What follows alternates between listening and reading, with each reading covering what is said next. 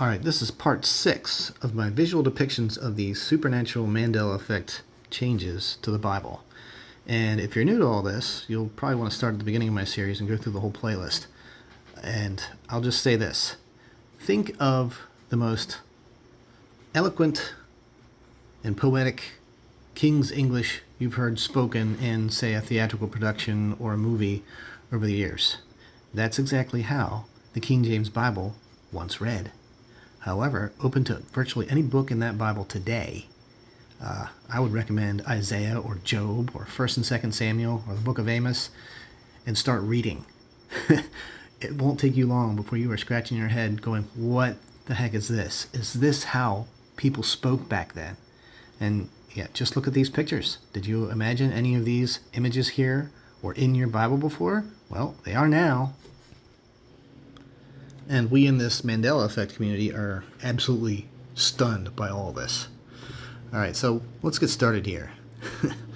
Let's look at this verse. Ezekiel 27:12.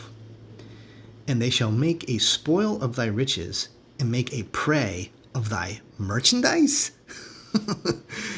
And they shall break down thy walls, and destroy thy pleasant houses. And they shall lay thy stones, and thy timber, and thy dust in the midst of the water. Okay, prey.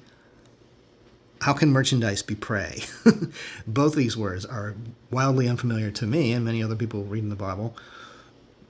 Prey, it's now all over the King James Bible. Instead of riches or spoils, they use the word prey. And merchandise? That word just doesn't belong in the Bible. It sounds so weird. What do you think? And it's in there many times. Look at this verse, Ezekiel 27:15. The men of Dedan were thy merchants. Many isles were the merchandise of thine hand. They brought thee for a present horns of ivory and ebony. Isles were the merchandise? This doesn't make any sense. Not only is this word wildly unfamiliar in the Bible, just the context in which it's used is so weird.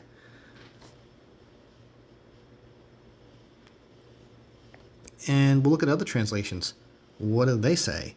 The NIV says, your customers,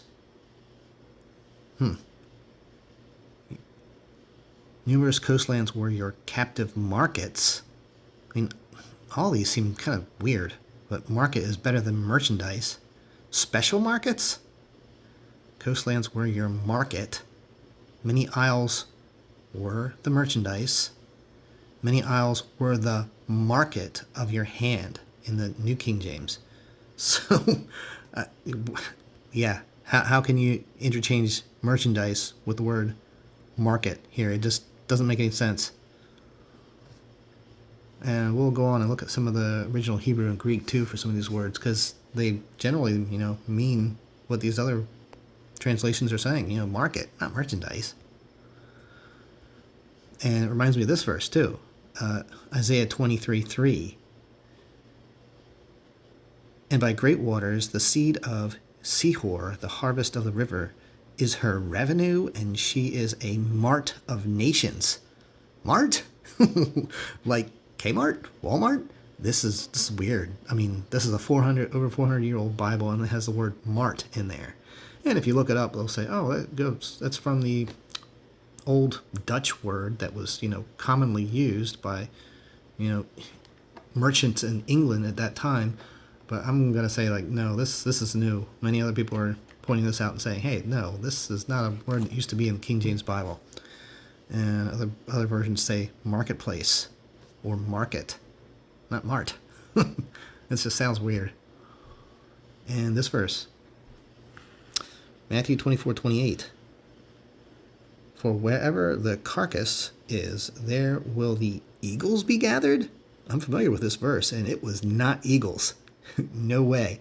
The word vultures in the King James Bible has been changed to eagles. But if you look up, the original Greek in this one, it does say eagle. but the word used to be vultures. Since when do eagles show up as a carcass? You can find pictures of eagles, eating a deer or something like that, but typically it's a vulture that shows up. And that's the analogy that Jesus was making, Those who are drawn to him are drawn like, vultures to a carcass. Not eagles. And look at this, Micah 1:16. Make thee bald, and poll thee for thy delicate children. Enlarge thy baldness as the eagle, for they are gone into captivity from thee. Bald?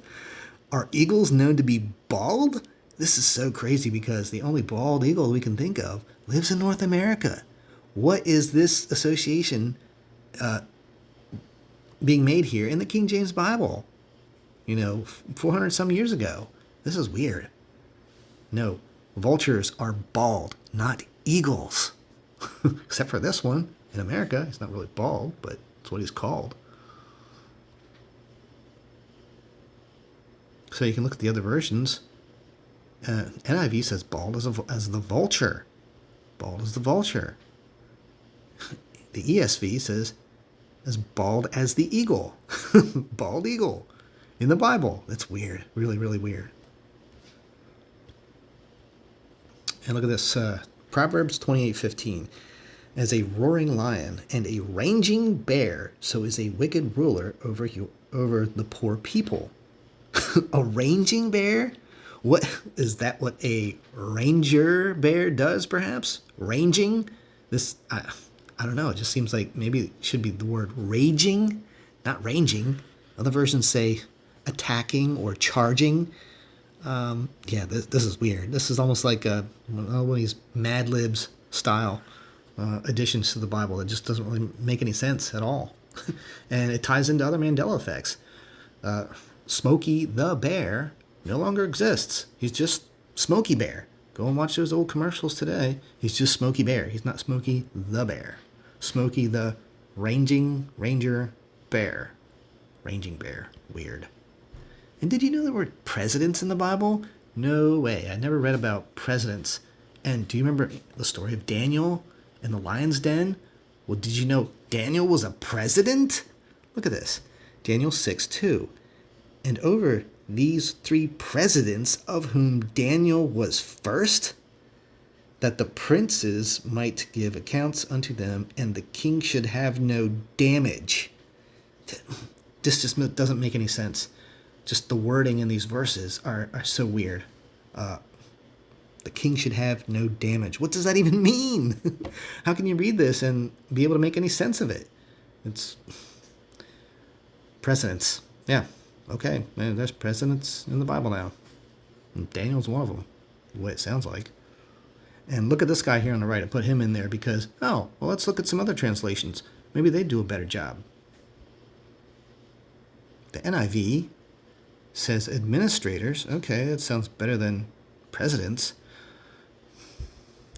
One of whom was Daniel. The satraps were made accountable to them so that the king might not suffer loss.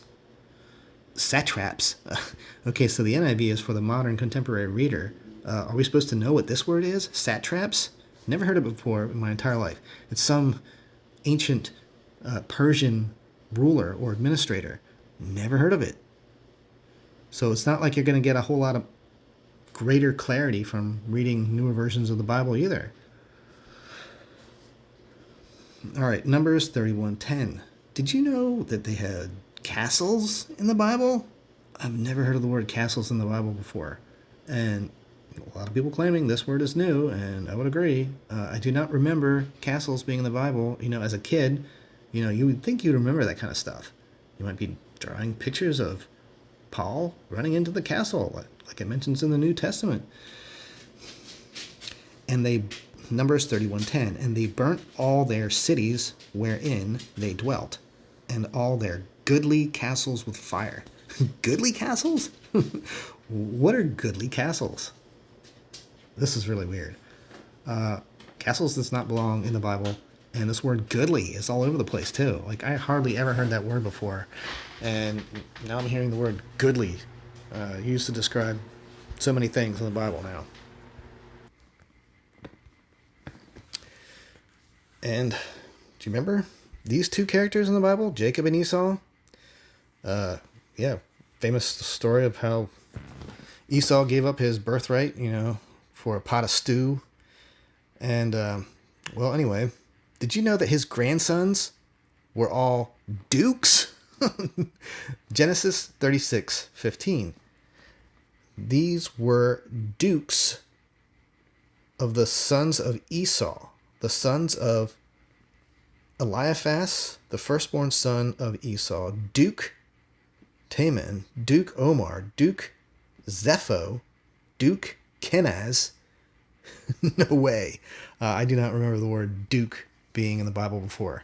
And no, Esau did not have dukes as grandsons. This is weird. What do you think? All right, Jeremiah 32:4. Look at this. This is crazy. Face to face, okay? I might have to rewind this a little bit. Let's just read one of these versions. But shall surely be given unto the hand of the king of Babylon, and shall speak with him face to face, and see him eye to eye. All right, so yeah, somebody's speaking face to face to the king of Babylon.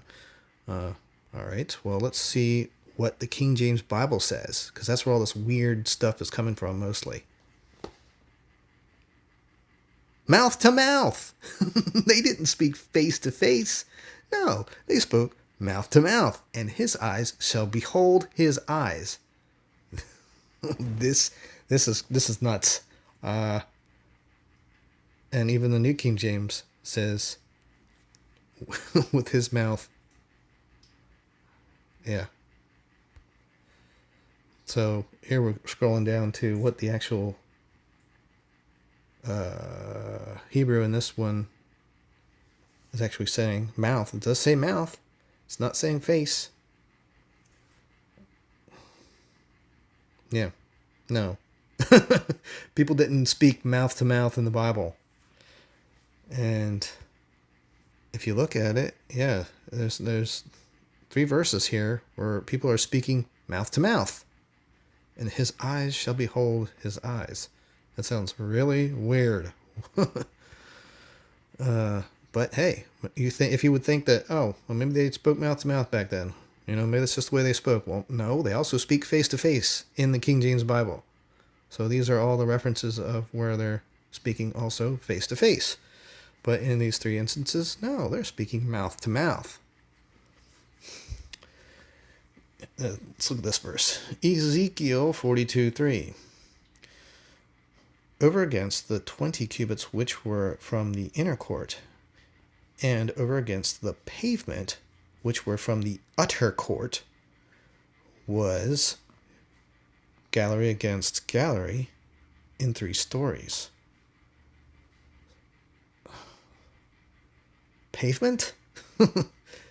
Utter court? This is wildly unfamiliar to me. I do not remember the word pavement being in the Bible before.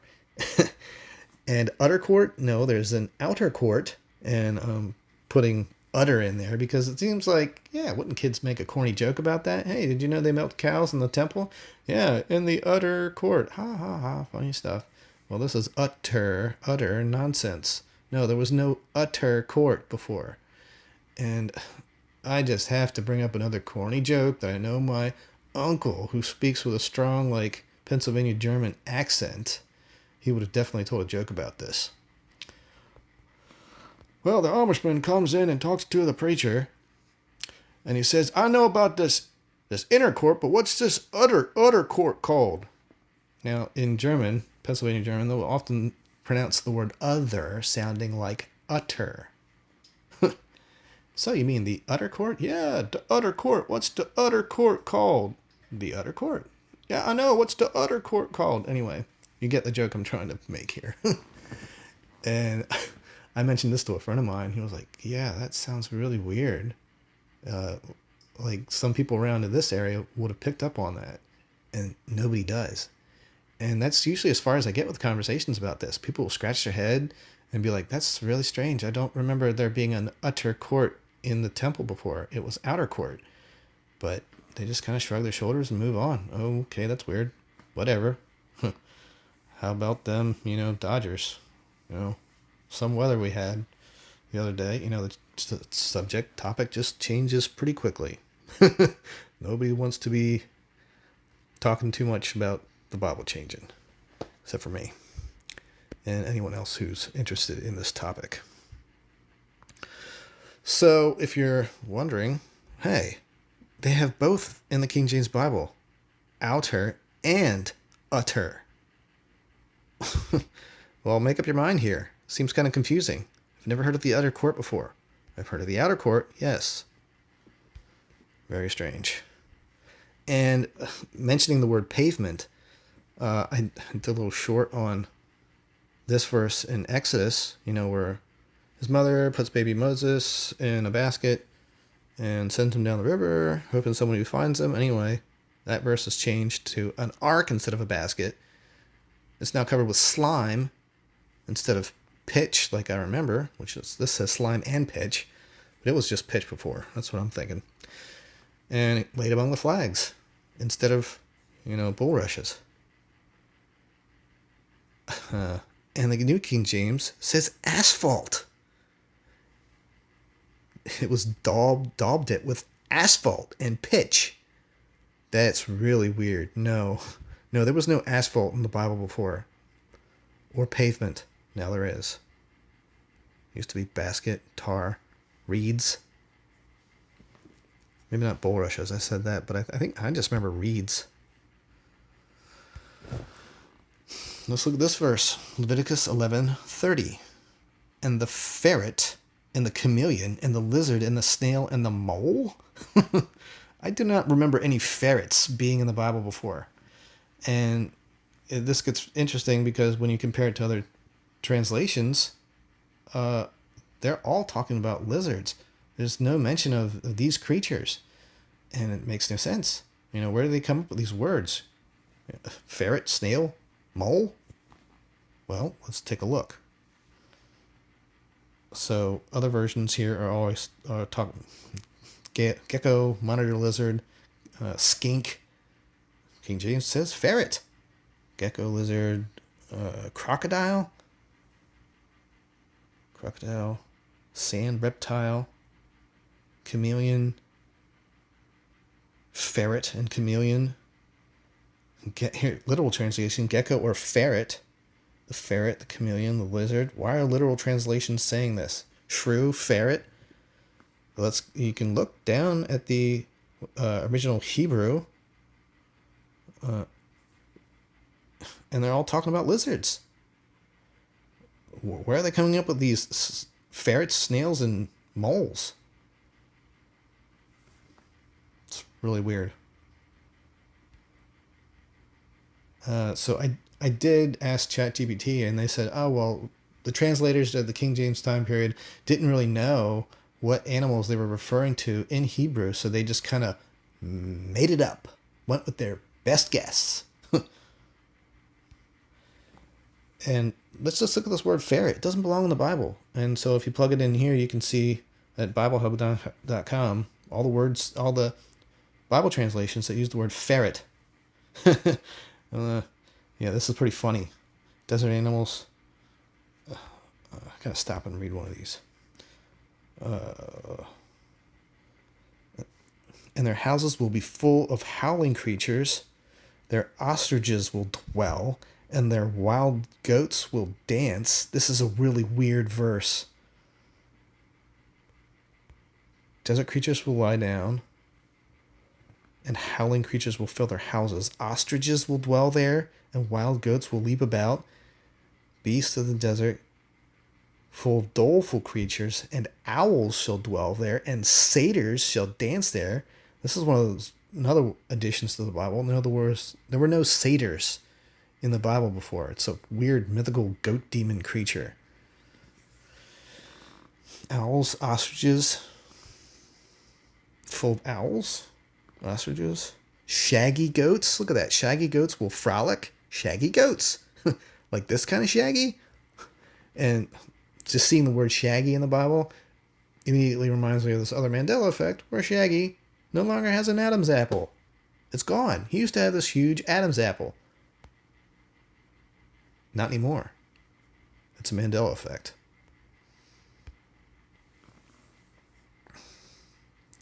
Ostriches, goats. Now this is where it gets good when you get down to the bottom. Doleful creatures. Homes will be full of owls. Goat demons. Jackals, ostriches, satyrs.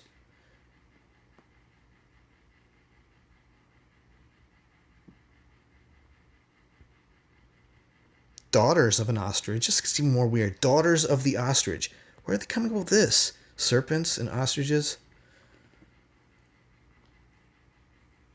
Ostriches, satyrs.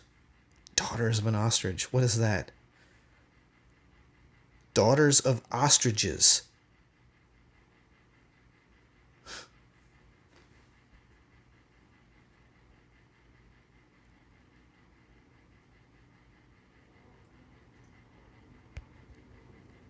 Oh, I missed that.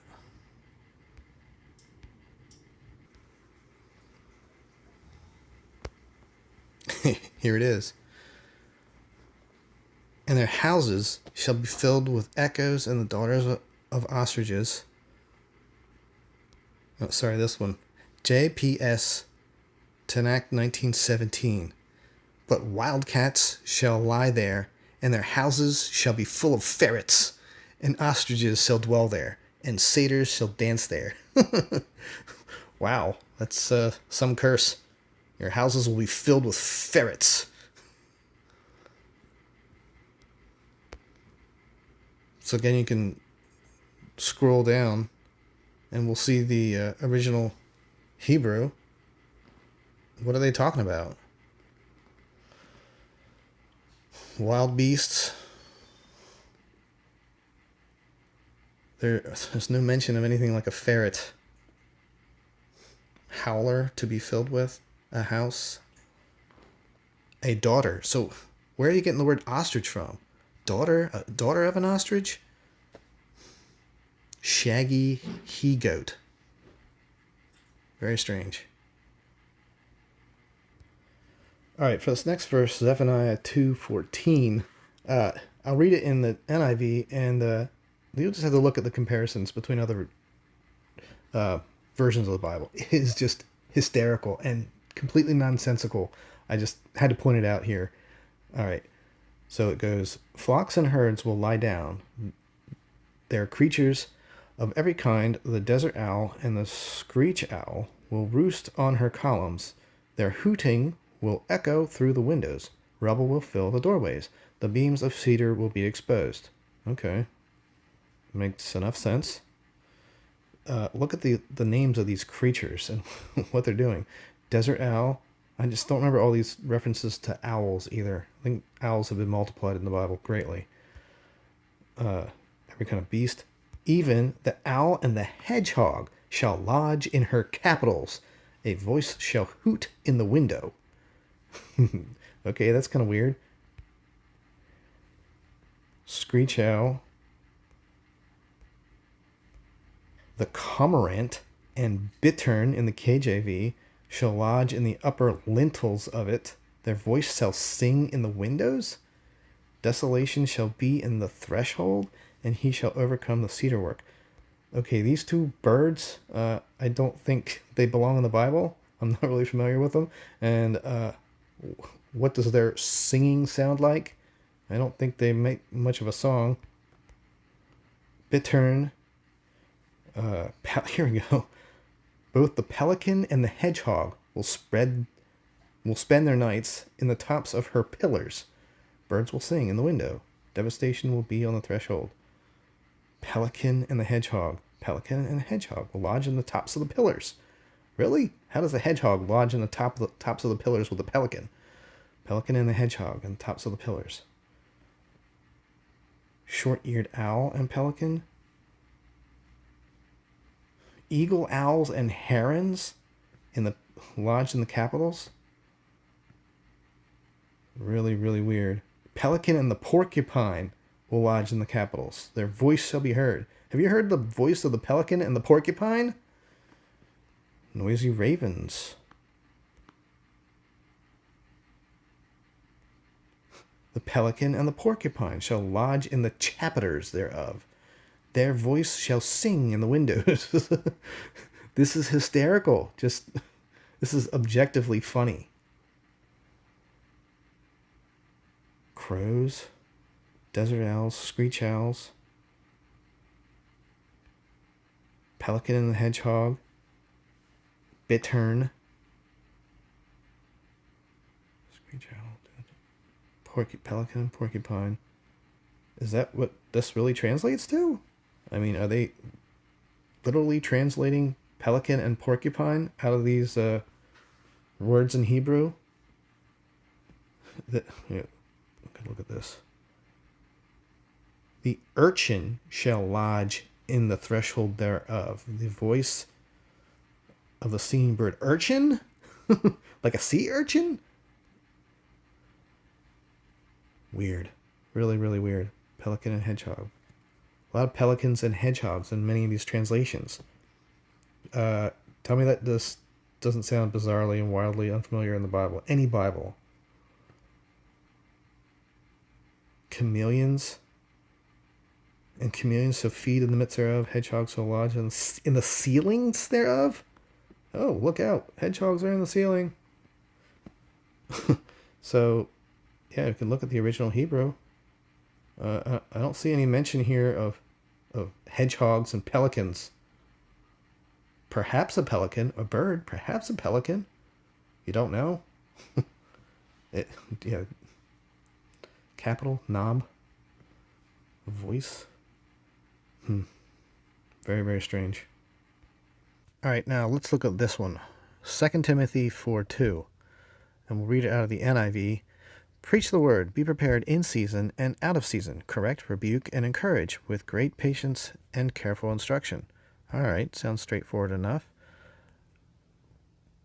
Be prepared. Okay, so prepared is the word that we're looking at here.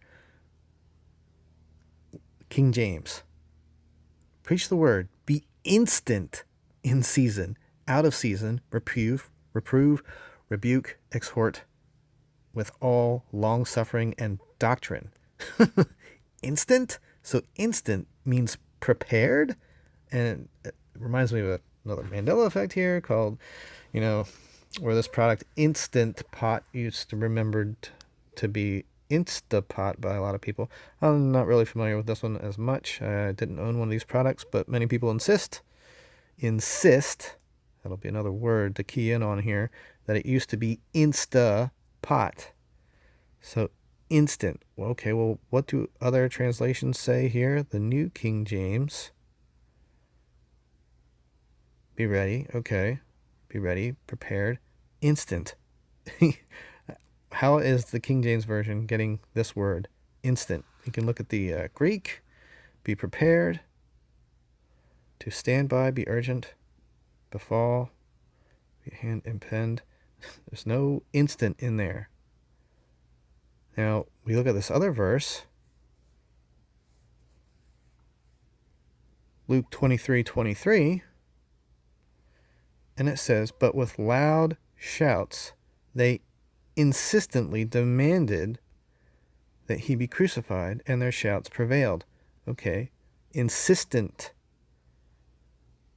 Look at the King James Version. They were instant with loud voices. So instant means prepared and also insistent. This is really, really strange. The New King James says they were insistent. How can you say instant? These words are not interchangeable. Instant does not mean insistent. It looks like so many other words in the Bible where letters are just added or knocked out to produce a similar sounding word, but not the same meaning. So insistent. Demanding in the original Greek, to ask, request, petition, demand of, not instant. And we can then go on to other usages of this word instant in the KJV to be at an instant, suddenly at an instant, at what instant? So they know how to use the word instant, but some of these verses are just wrong. Something is messing with the Bible. They were instant with loud voices. Instant in prayer, continuing instant in prayer. Was that meant to be insistent? This is really, really strange. And here's another example of really strange word usage in the KJV. Mark 10:19. So let's take a look at this. New NIV. You know the commandments. You shall not murder. You shall not commit adultery. You shall not steal. You shall not give false testimony. You shall not defraud. Honor your father and mother. Now this is a universal Bible change that now says defraud. I've never heard of this word in any Bible, let alone, now virtually all of them. Some say cheat, defraud. That's wrong. Jesus never told his followers or the rich young ruler, do not defraud. And this gets really strange here when you look at the New American Standard Bible. They capitalize the commandments that are referring to the Old Testament, and do not defraud is not capitalized. It looks so out of place, like it was inserted. What do you think about this? Yeah, you can open up a copy of that Bible and you will see all the words around it are capitalized, but do not defraud is not. Why? Because it's supposedly, it's not in the Old Testament that they're referring to. The capitalized words, you can go back and look up the original verse where they come from. Now, this gets even weirder because defraud is also used in other verses in a very strange manner. 1 Corinthians 7:5. Do not deprive each other, except perhaps by mutual consent for a time. All right.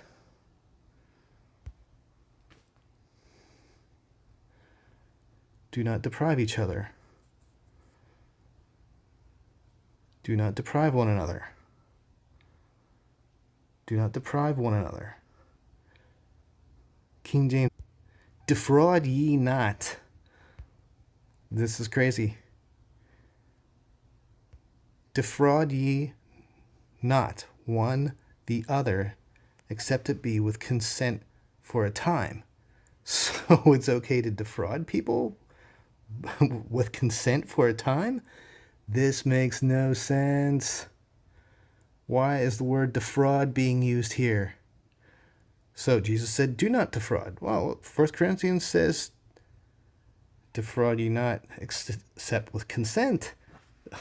Obviously, the word is meant to be deprive, not defraud. This is wrong. It seems like anybody with eyes can see that this is not correct. This is somehow some kind of, we're calling it a change to the Bible. It used to be deprive or something similar to that, not defraud. So here it says that even in the original Greek, deprive means to defraud. So, hey, the KJV is translating it properly, but it also says deprive, defraud, deprive.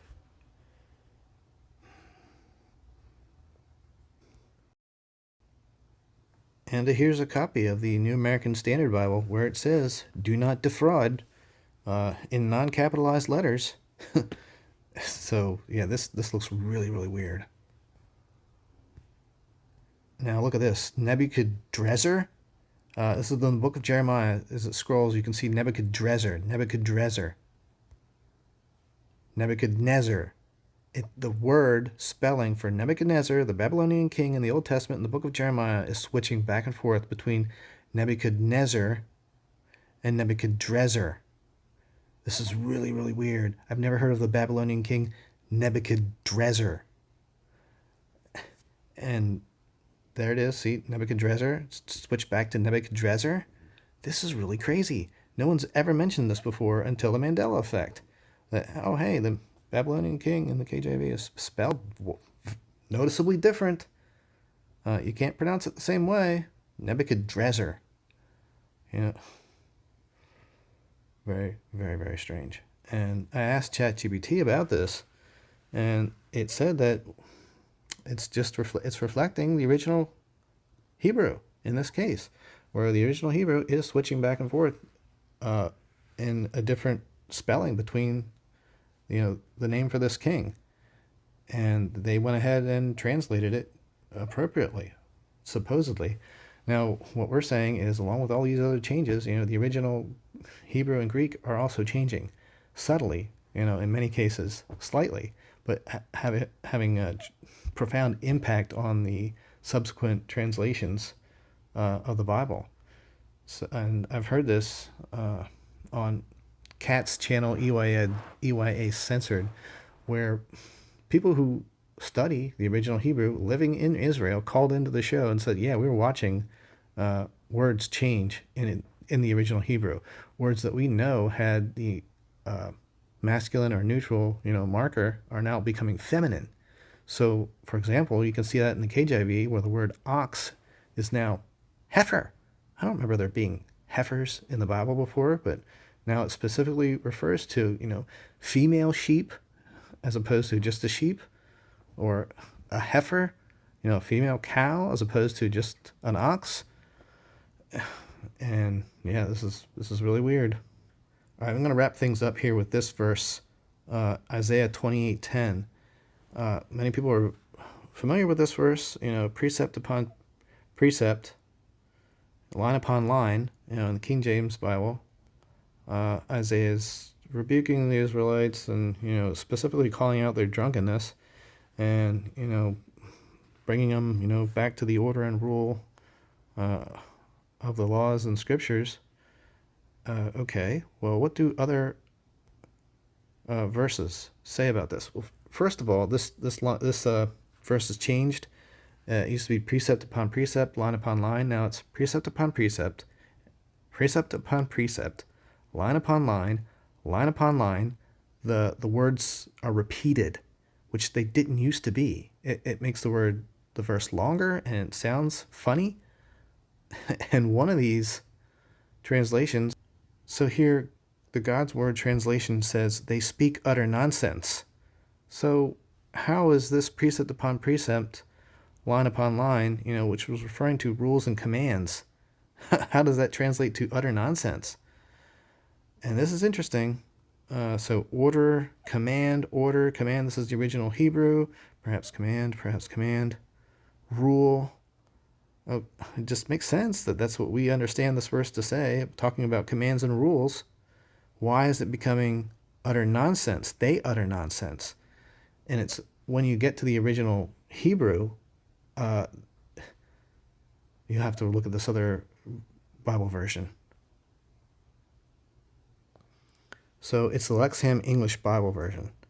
And for this verse, it says this: for it is blah blah upon blah blah, blah blah upon blah blah, gaga upon gaga, gaga upon gaga, a little here, a little there. What? This is crazy. Is this in the Bible? Now, this was pointed out by Kat on EYA Censored, and she called into this publishing company and told them about this verse, and they wrote back and apologized. And they said they didn't really know how this got into the Bible. And then they wrote back later and said, oh, no, this is intentional. And this is crazy. No Bible should say this at all. And this is where I think the original Hebrew is devolving. It's being degraded. Somehow this verse, in its simplicity, it sounded okay, I believe, in the original Hebrew. But then when it was repeated, line upon line, or precept upon precept, precept upon precept, the repeating of those words makes it sound like babble or baby speech in the original Hebrew. And that's what the explanation I got was. So I asked ChatGPT about this. And the difference comes from how translators handle a very unusual bit of Hebrew in Isaiah 28:10. Here's what's going on. The Hebrew text is repetitive and almost nonsensical. So we're saying that the verse has gotten longer. It is repeating now, and it didn't used to. And because it's repeating now in Hebrew, it's very confusing to the translators. It reads something like, okay, whatever that is. Literally, command to command to command, line to line, line to line. It sounds like baby talk or mockery when spoken aloud. So they don't know how to translate this. So this Lexham English Bible is actually a modern translation, and they're adapting it to be appropriate for the modern English reader. I think it was first published in like 2009, something like that. And they're translating verses like this. This is crazy. Is this what the future versions of the Bible are going to look like? Blah, blah upon blah, blah. Gaga upon gaga. Crazy stuff.